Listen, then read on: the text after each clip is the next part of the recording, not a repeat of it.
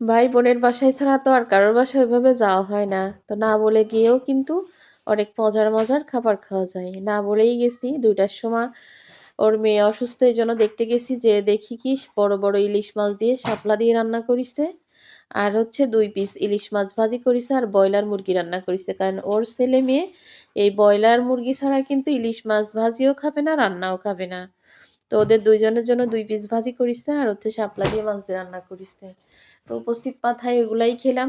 রাতে গিয়ে কত্ত বড়, বড় ইলিশ মাছ দেখেন। ওদের ফ্রিজে কিন্তু পুরা ১ ড্রয়ার ভরা মাছ থাকে সারা বছর। অথচ ওরা কিন্তু কেউ ইলিশ মাছ খায় না। আমার বোনের জামাই শুধু ইলিশ মাছের মাথা খাবে, কোনো মাছ খায় না। ২ টা ছেলে-মেয়ে তারা টোটালি ইলিশ মাছ ছুঁয়ে দেখে না। কোনো মাছই খায় না। তারা শুধু গরুর গোশ আর মুরগির গোশ ছাড়া। তারপরও ওর ফ্রিজ থেকে কখনো ইলিশ মাছ ফুরায় না। ও নিজেও যে ওইভাবে খায় তাও কিন্তু না। ও খুব কম খাই। তারপরে যে মেহমান তো সারা বছর থাকে আলহামদুলিল্লাহ আমাদের কয় ভাই বোনের বাসায় আল্লাহর রহমত।